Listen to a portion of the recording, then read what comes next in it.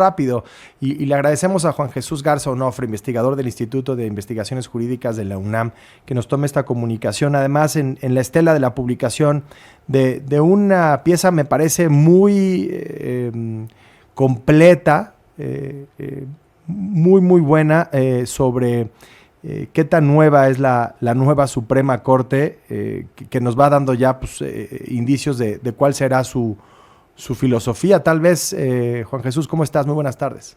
Hola, querido Enrique, te saludo con mucho gusto a ti, a todo tu auditorio, también a Fernanda. Estamos, moviditos los días con la Corte de nuevo, Sí, ¿no? ¿qué tan nueva es esta nueva Suprema Corte? Mira, Enrique, la verdad es que más allá de todos estos escándalos, de lo bochornoso que ha sido lo de las camionetas, los retratos, los viajes y demás, uno de los diagnósticos, pues ya prácticamente a un semestre de que se instaló la nueva Suprema Corte, pues nos vamos dando cuenta que hay muchísimas cuestiones más de índole institucional, más de índole estructural, que no van a cambiar, que simple y sencillamente no van a cambiar porque nunca se planteó que cambiara, ¿no? Lo que estamos viendo hoy con las camionetas, pues es claramente el reflejo de las tensiones y de lo complicado que es poner a trabajar a un nuevo órgano de administración judicial, a una nueva Suprema Corte y un presupuesto que no queda del todo claro quién lo ejerce y cómo se ejerce y bajo qué condiciones. Entonces, esto que dijeron ahora que nos retractamos, que no las vamos a usar, pues no es tan sencillo. A mí me parece que el órgano de administración pues simplemente se está lavando las manos y dice, ustedes háganse cargo de esto. Sí. Esto refleja que antes que no sé si estoy de acuerdo con qué rápido se les olvidó. Yo creo que nunca siquiera lo tuvieron en el radar. Es el problema de tener a personas que llegan ahí con un encargo político y no con una ética pública o algo distinto que realmente vaya a cambiar Sí, en porque el además, mediano o corto plazo. vaya desafío ahora, pues este proceso de venta al que se refiere el presidente de la Corte, cómo se va a hacer, quién lo va a supervisar, en qué términos se va a dar, de esto, pero sobre todo ya del trabajo de la Corte. Entiendo que se ha ido evaluando en sus decisiones, que no conozco el porcentaje, o no es que no lo conozca, no me viene a la mente exactamente el porcentaje, pero encima del 90% de las decisiones que se han ido tomando, pues se alinean con la agenda de Morena, que pues ya también no solamente habla de los temas administrativos y del marco filosófico con el que van a ejercer su trabajo, sino de la alineación política a la que te refieres. Déjame hacer una muy breve pausa y regresamos aquí en tiempo real. Por continuar con nosotros en conversación con Juan Jesús Garza Onofre, investigador del Instituto de Investigaciones Jurídicas de la UNAM, el autor también de un texto sobre la Suprema Corte, publicado la semana pasada en Nexos, y platicábamos antes de la pausa sobre el origen político de esta nueva Corte, que nace con un problema, digamos, de origen, al ser producto de una reforma que se impulsa desde el poder político y no necesariamente desde un diagnóstico compartido sobre el consenso que existía de la manera en la que funciona el sistema judicial. ¿Hasta qué punto la forma en la que se diseñó la reforma, te pregunto, Juan Jesús, condiciona la credibilidad y la autonomía real de esta Corte? Claro que sí, Enrique. A ver, yo creo que no hay que obviar algo que parecería que algunas personas lo dan por sentado, pero para poder ya haber llegado a la Suprema Corte se tuvo que negociar con el poder político, ¿no? Los famosos acordeones. Pero los acordeones, Enrique, y la negociación con el poder político no es más que un reflejo, pues, de lo complejo y de lo amplio que es el oficialismo y que es Morena. No es lo mismo alguna orientación, algún liderazgo, que vengan de tal ala, que tengan lealtad o tal. Entonces, aquí yo sí me atrevo a decir, es un poco lo que plasmo en alguna idea del texto.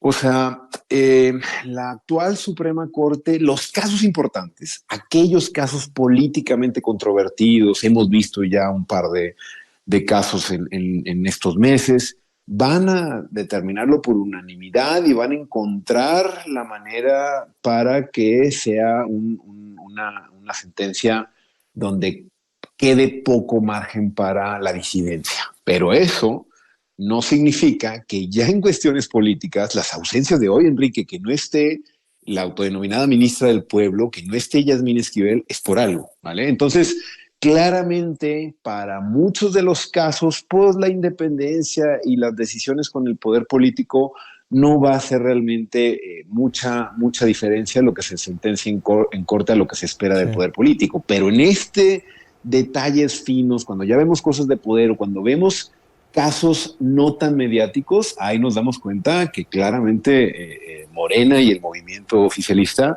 pues tiene contradicciones y tiene peleas al interior del mismo, ¿no? Entonces, eso va a ser lo interesante en los próximos meses, No, ¿no? y esas contradicciones y esas peleas, me parece, son una fuente de entendimiento de la disputa por el poder mucho más precisa que la que viene desde la oposición. Sí, Finalmente, totalmente. ¿quién asume la responsabilidad política, la responsabilidad institucional si la Corte no logra consolidarse como un árbitro creíble del poder?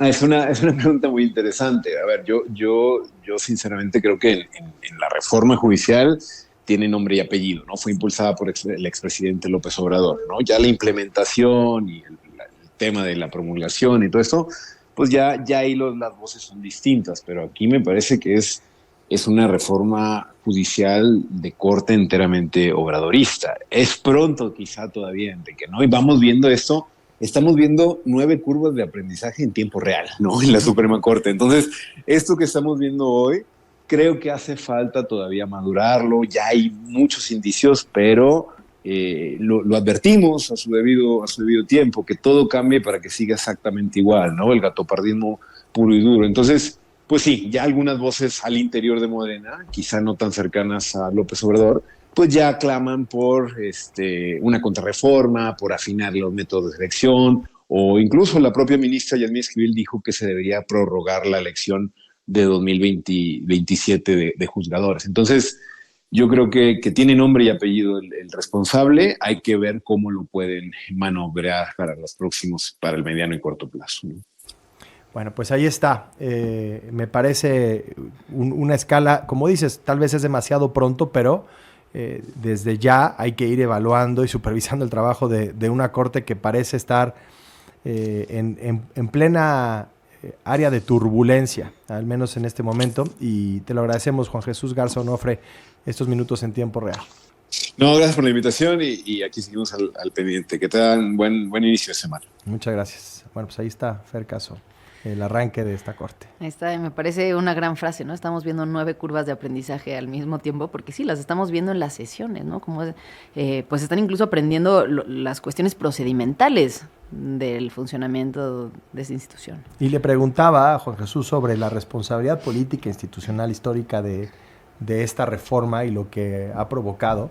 Y decía, bueno, tiene nombre y apellido, es el expresidente Andrés Manuel López Obrador. Y eso me lleva a esta reflexión sobre lo difícil que es gobernar después de un mal sexenio.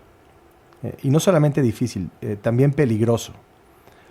Porque cuando la herencia es tan tóxica, el poder enfrenta esta disyuntiva que es brutal. Por un lado, puede reconocer y corregir, con lo que esto implica, sí, o tapa y se vuelve en cierta medida cómplice. Y me parece que hasta hoy la presidenta ha elegido la segunda. No es una idea original, lo vemos hoy en textos publicados en distintos espacios, pero la estrategia ha sido cubrir el cochinero que heredó, con discursos, con silencios, con estas lealtades explicadas desde el pragmatismo político, electoral, pero me parecen al final lealtades malentendidas. No para corregir, sino para proteger a su antecesor y evitar que se revele, pues hasta dónde llegó la degradación institucional, la corrupción.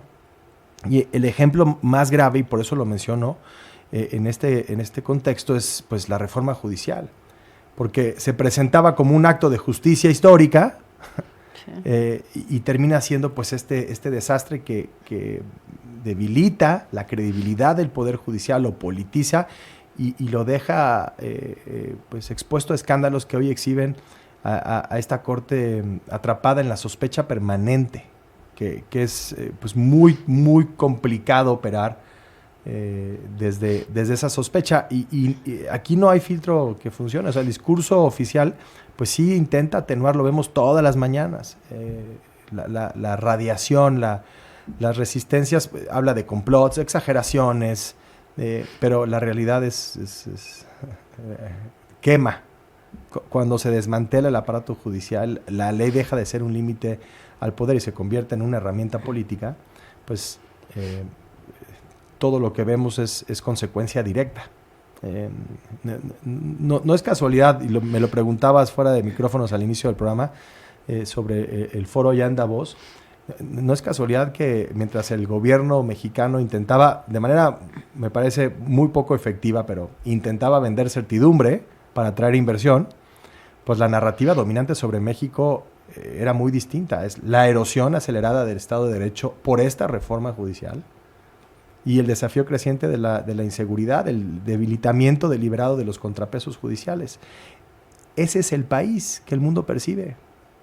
Es en esas conversaciones, en los líderes de las principales empresas, los capitanes de los grandes fondos que manejan pues, el dinero, los jefes de Estado que están pues, tratando de entender toda esta etapa de transformaciones y de cambios geopolíticos. Esa es la percepción sobre México y el costo de haber confundido control político con gobernabilidad. Entonces, pues tal vez lo más grave de todo esto, y vamos a hablar más adelante hoy en el programa de eso, Fer Caso, pues es que esa especie de vacío institucional no se queda sin dueño.